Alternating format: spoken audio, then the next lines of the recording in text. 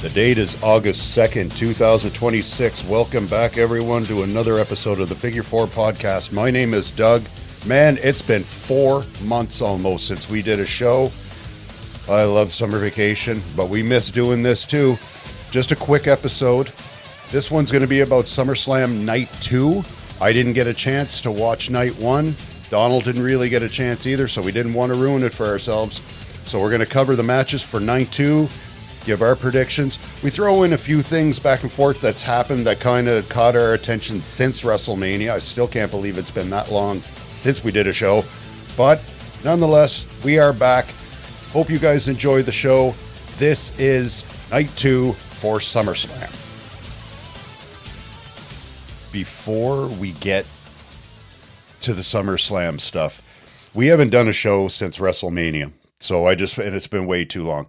So I just want to do just a few things since we last did a show. It looks like the McMahon trial thing is done. It's going to arbitration, I guess, or whatever. So from here on in, whatever goes on is going to be secret or whatever. It's not going to be out in the public, whatever. So is she getting a big payout? I think she's going to get a big payout. But another thing, too, like aside from the payout, this is going to be settled outside of court. Yeah. Vince is going to totally avoid having any kind of a criminal record at this point. So there's not going to be any charges. No. They're going to come to some kind of an agreement, some kind of monetary agreement, which rewind, Jesus, probably a year since the last time that we touched on this, if not close to it. Yeah. Go back around then, there was new stuff that was coming out every other week. And then I can't remember if we included it in a show or not. I think we did. But it was, like new allegations and all that stuff. Funny how that shit just disappeared, right?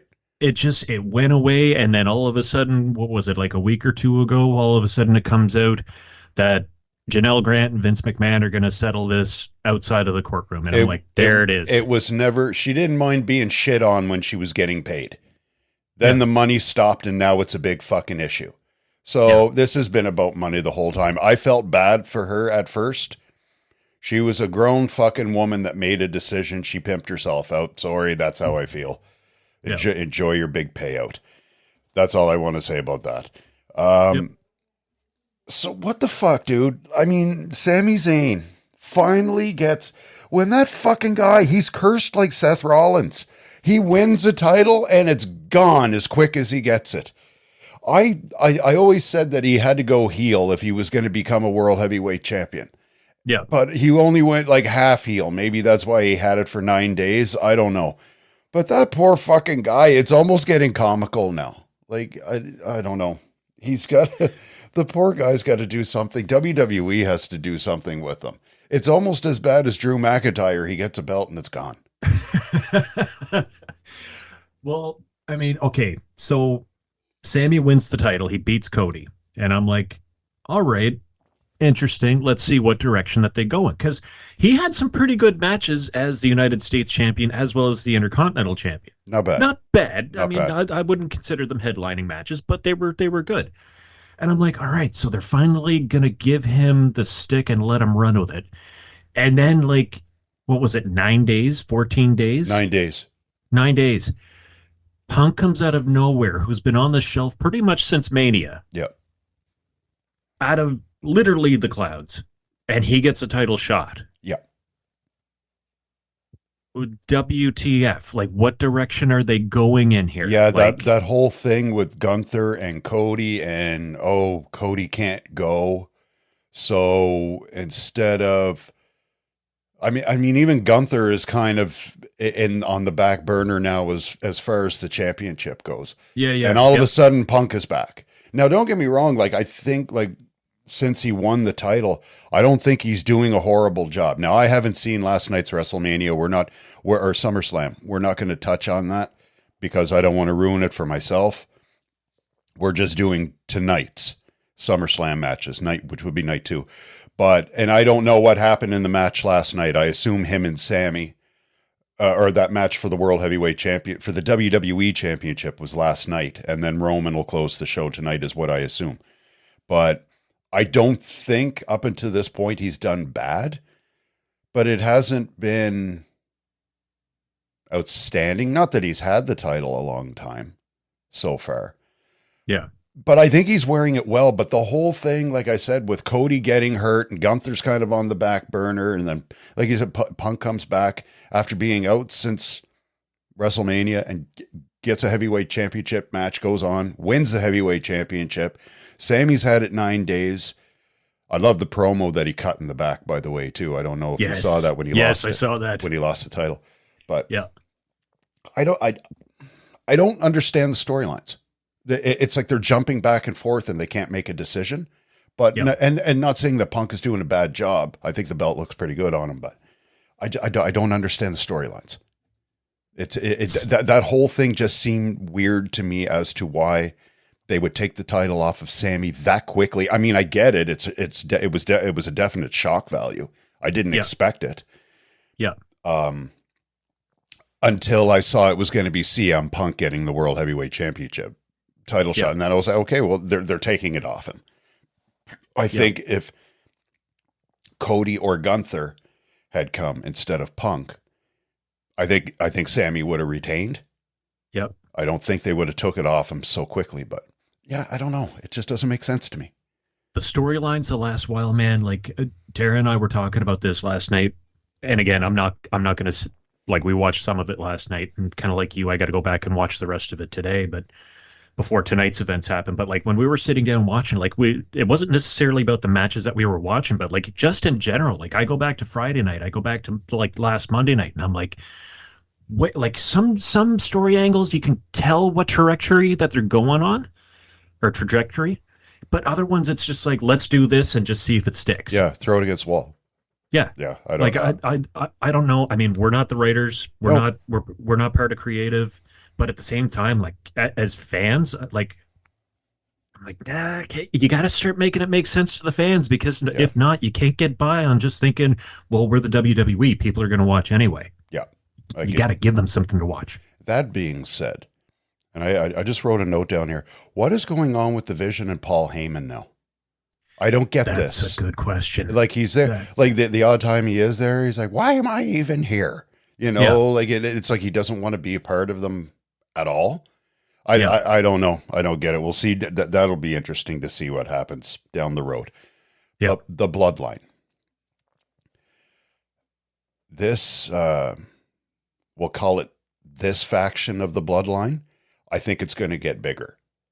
I think all of this stuff. Now, again, I don't know what happened last night. I don't even know what matches were last night, but I know Solo, by the way, Solo has really come around. I'm a Solo guy now. I don't mind him anymore. I shit on him for a long time, but this whole thing with Solo and LA Knight, and I don't know. I think this whole bloodline thing where they're apart and do the right thing for the family, and then Tama Tonga and all the guys that were running around with Solo, I think this is all a rouge, and the bloodline is going to be like an army. I think they're all going to come back together. I don't know when it's going to happen, but it's going to be a huge faction. That's what I think. It has to. I think it has to come full circle, but I think if it does come to fruition, and now like Solo has said on Monday nights and Friday nights, I've been there. I've read the book. I'm done with it. I have my MFTs. I'm doing my own thing. But there's still something in the back of my mind. I'm just like, everybody goes home, man. Yeah. And if Solo goes home, he's bringing taller Tonga and the other Tonga, and open the door. How many other little Tongas are there? Yeah, exactly. Right? I think it's going to get huge. I think it's going to explode, and it's going to be a literal army. Yeah. So Big Cass is supposed to be back. Does Enzo Amore come right behind him? Okay, so I've said this a few times when we've been, whether it was just shooting the breeze through text, or if we're on here, like not recording, or if it was during a show, there was a period of not just WWE, but pro wrestling that I just stopped watching. Yeah.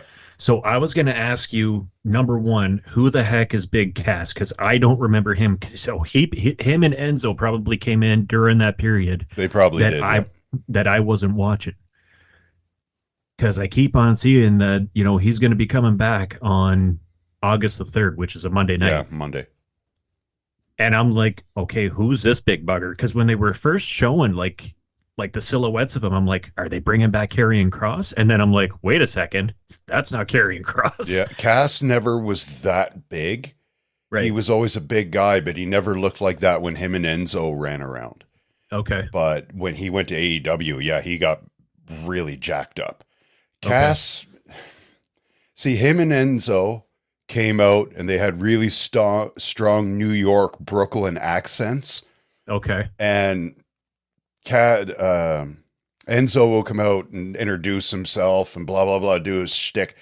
And then when he was done with himself, he said he would be like, and this here is Big Cass, and he's 7 foot tall, and you can't teach that. And it was just like, they would always end everything with, how you doing? Okay. And the fans loved him. I loved them. I loved Enzo and Cass. They were a good tag team, and then shit happened, and they both got fired, and Enzo's head got bigger, and he thought he was bigger than the company. He basically got run out of WWE.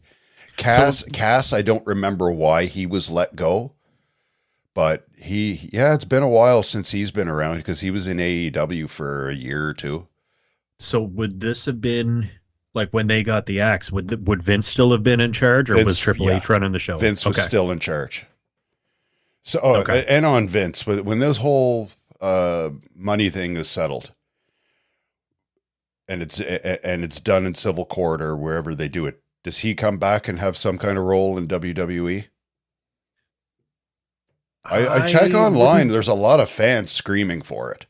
Oh yeah, man. I mean, you can check out whether it's a Facebook page or an Instagram page. Like, fans are saying like he might have been a dick, but Vince knows wrestling, and like even JR said, like, when all of this stuff is kind of gone by the wayside, Vince has, number one, the credibility in the business. Yeah, the business wouldn't be, and we've talked about this before. The business wouldn't have been what it ended up becoming without Vince McMahon. That's right.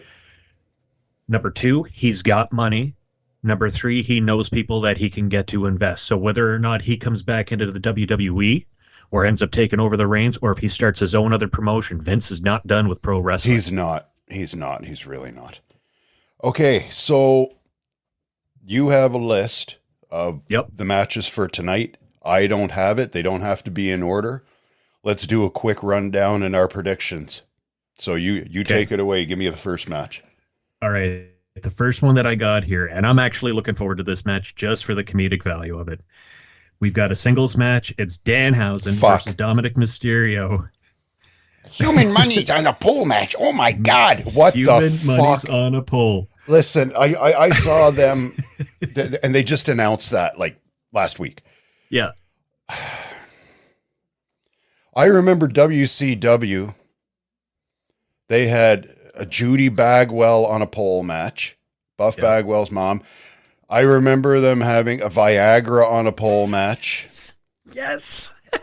Listen, anything on a fucking pole, I hate those gimmick matches. I can't stand them. A human money's on a pole match. Now listen, I love Danhausen.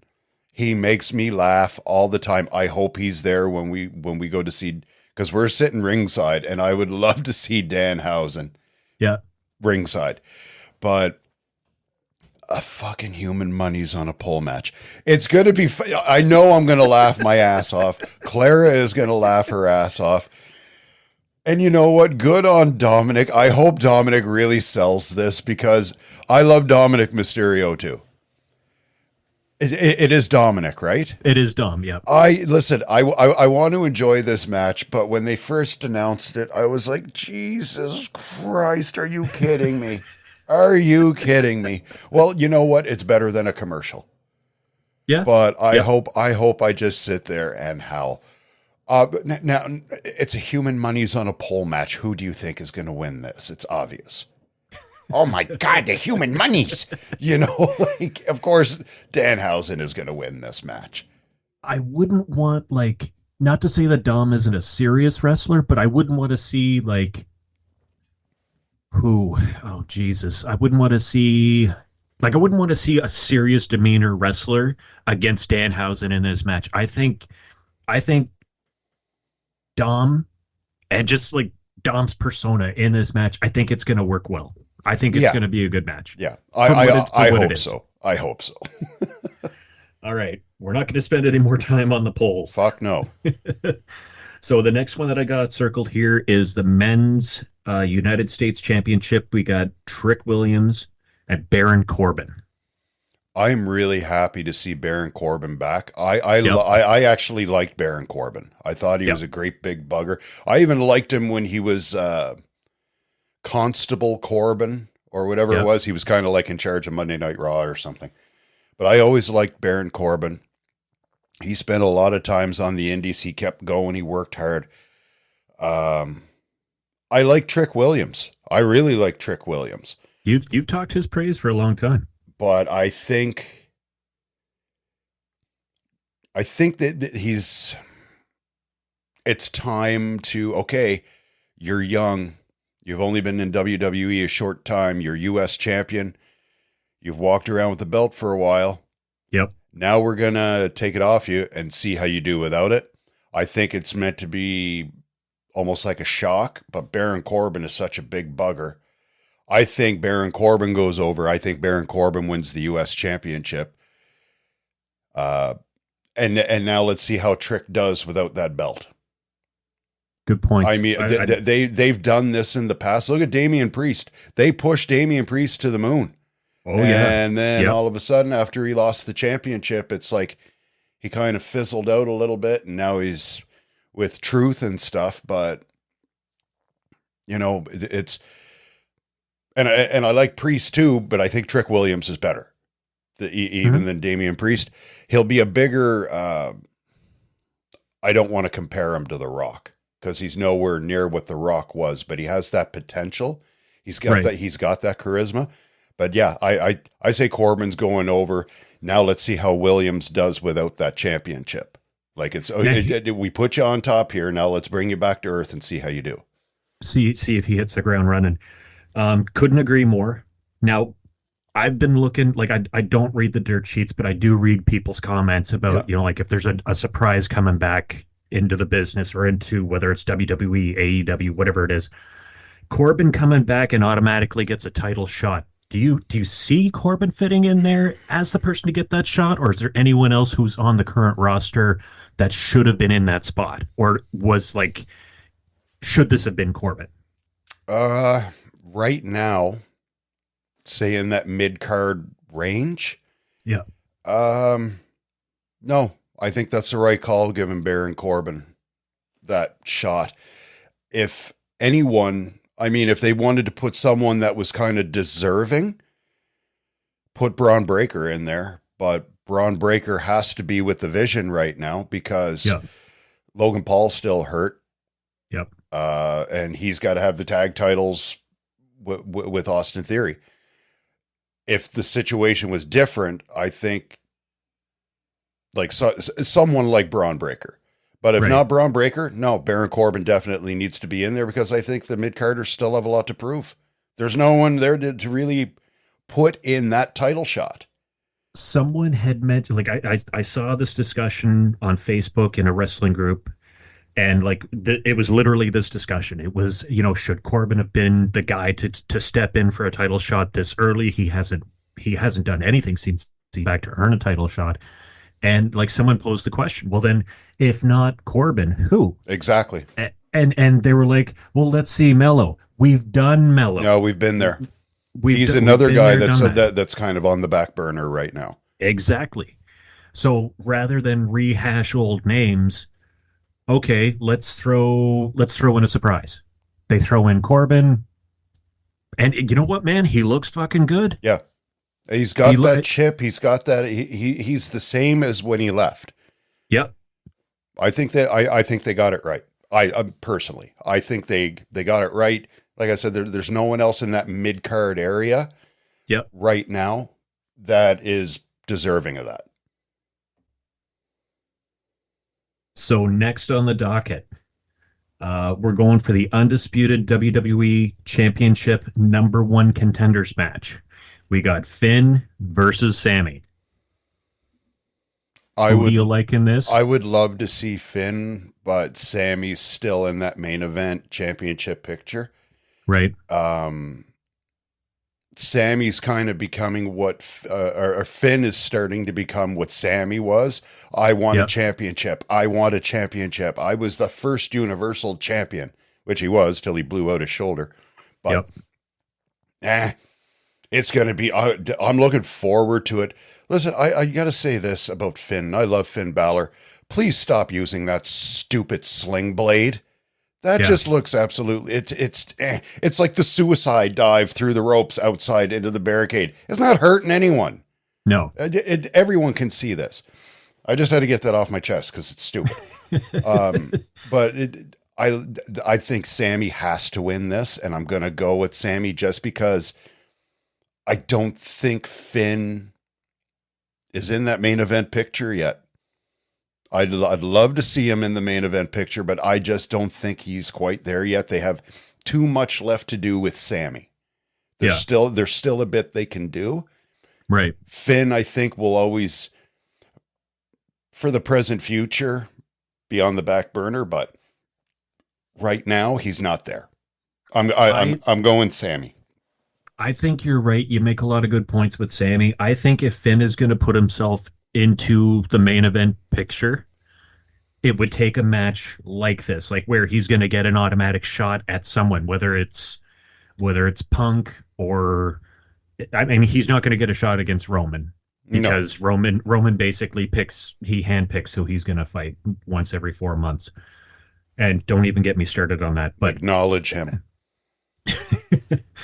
I first said for Finn to get any kind of a push, he has to get out of the Judgment Day. Yeah. He's out of the Judgment Day now. Okay.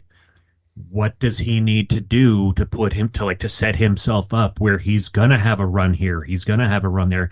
Because, I mean, he's been in the business now for quite a few years, man. His window is not as big as it used to be.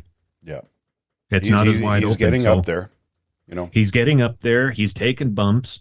He still looks like he moves well in the ring. He's not slowing down. He hasn't missed a beat. But I just think if he's going to get that push, it has to be a match where he's going to he's not going to have to keep on crawling the ladder. It's going to be, this is a #1 contenders match. You win this, you're going to get your shot. That's right. But you brought up a lot of good points with Sammy, so it's hard to go against Sammy for this match. Yeah. Now this match, I'm really looking forward to. Intercontinental Championship match, Penta and Chad Gable. Oh God. Match for match, I think this is going to be a good wrestling match. Yes, it will be good. Penta's going to fly. I was never a Chad Gable fan. I appreciate his abilities and stuff, but I was never a Chad Gable fan. I love Penta. But he's been getting such a push the last while. Chad Gable's going over. Chad Gable's going to win the Intercontinental title. Penta's done a good job with it. Yep. But he's been a good fighting champion. Yeah, it's Penta. Penta's just awesome. But he's been that's a good way to put it. He's been a good fighting champion, but he's been on there a lot. Yeah. A lot. It's like, okay, the bloom is kind of off this rose a little bit. Let's try something new. Right. So that's why I say I think Chad Gable is going to go over, but it's going to be a clean match. It's going to be a cool match. It's going to be a wrestling match. And he can even, I mean, Chad Gable can do a little bit of high flying, but nowhere near Penta. But yeah, Vince used to say, we don't know what's going to happen, but it's going to be fun. But yeah, I'll go Chad Gable. Intercontinental. He'll win the Intercontinental title for sure. Also, too, it's his home state. He's from Minnesota. Oh, there you go. He's going over. 100%. I forgot it was in Minnesota. Next up, and for me, I could care less about this match. For me, this is going to be the popcorn match, the interim WWE Women's Championship ladder match. We've got Jade Cargill, Charlotte, Chelsea Green, Tiffany Stratton, and a mystery partner. 5 women ladder match. I couldn't to even decide the champ. I couldn't even guess.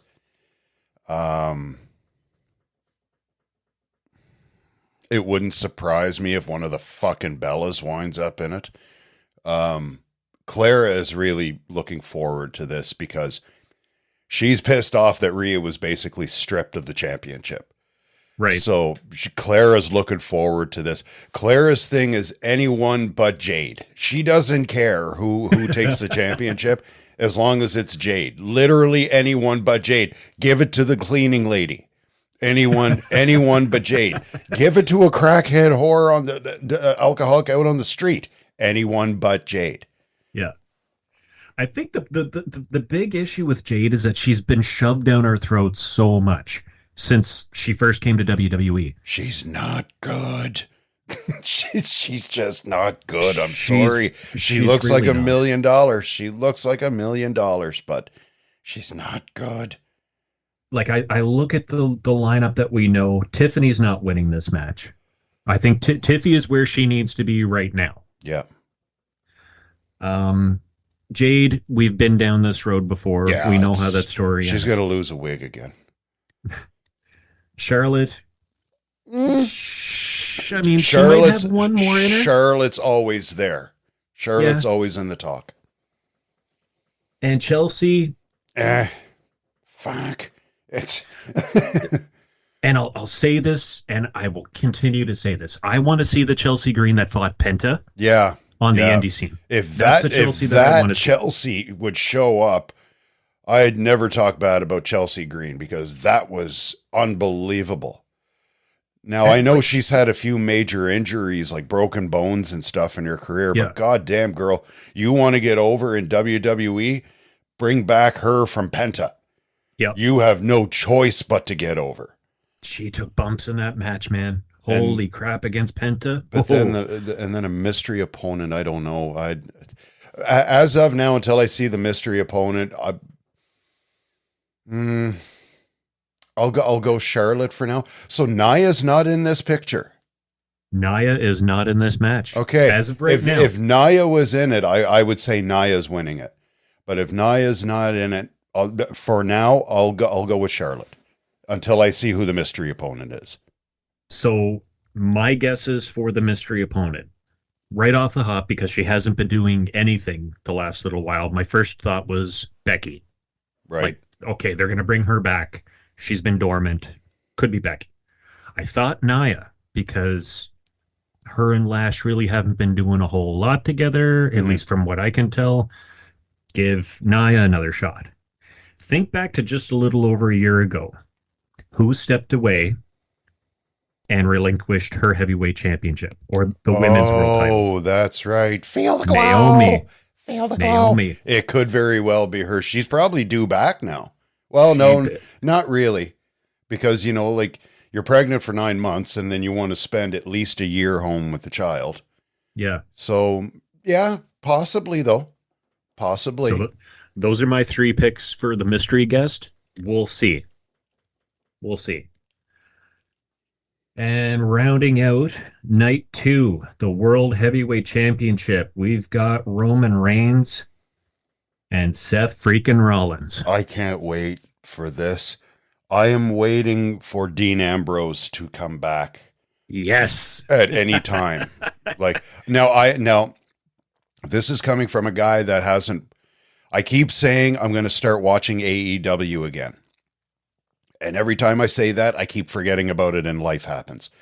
Right. But just the history and the collages they're showing, and he's involved in it. I don't know what side he would go on. I would assume Roman. But anyway, that's Dean Ambrose. This is going to be such a fucking awesome match. But I'll be honest with you. And and I know he's your boy, Seth isn't winning that championship. They're not done making money with Roman yet. No, no. As much as I hate to agree with you, I'm right there. And I gotta say, and I give Clara shit for this all the time too. You have to acknowledge that man, because he's the best thing going in WWE right now. He's even still a little bit above Obafemi, but they're still building. It's going to take a little while to get Oba up there. Roman's the biggest thing in WWE right now, dude, and it's the honest to God truth. So he's the biggest thing that's happened in a while. And I mean, like, go back to when, like, rewind to 2022, 2021, when it's him, Jay, and Jimmy. Yeah. And the Wise Man. They hate them as much as, and I hated them. We've talked about this. I wouldn't piss on the bloodline. I was over it so bad. And then when Cody won the title 2 weeks later, I was like, can we put the fucking belt back on Roman?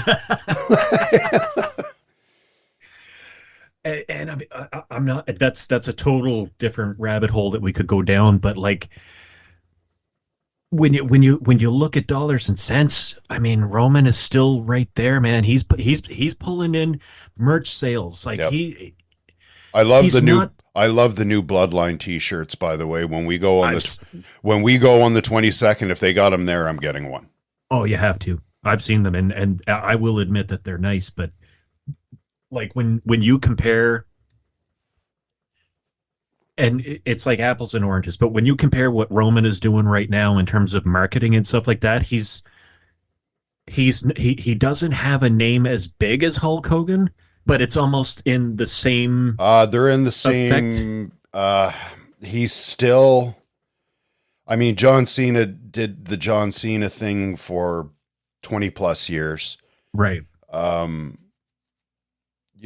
Cena and Roman are probably the biggest thing since Hulk Hogan. I mean, a lot of guys have had that ball and tried it. Brett tried. Yep. Sean tried. I would say it would go Hogan, like it for our generation. Yep. Hogan, Austin, probably John Cena. Then you're going to start talking Roman Reigns. So he's in the top 5 of our generation, realistically, as far as merch sales, selling tickets, all that stuff. That being said, the resume is there. Yep. Longest reigning. Did he beat Hogan's record? I don't think he did, but I could be wrong, because I know he was champion like 3.5 years or 3 years or something. The resume is there. You and Clara acknowledge the fucking man. Enough is enough. But so he's the generation. Like he's definitely top 5. He's in the top 5. He's got to be. He has to be like this generation's pinnacle of Hulk Hogan. He did like Hogan was a totally different beast. Like, the train and the prayers, eat your vitamins, do your steroids, all that kind of stuff. But looking at what Hulk Hogan was back in the mid to late 80s and maybe the early first parts of the 90s, and then you look at what Roman has done. Like it's he's right up there. It's definitely comparable. And again, he's top 5. The resume says it all. And that's why I think too, remember what I said. I think this version of the bloodline is within, if it doesn't happen tonight, I think it's going to happen in the next few months, that this version of the bloodline is going to get big. They're going to be like an army. It's only a matter of time. And that is it, guys. Very quick episode just to kind of get caught up. We haven't done a show in months. We missed you guys. Had to do a quick one. Until next time, my name is Doug. I am out of here. We'll see you on the next one, and you guys enjoy SummerSlam Night 2.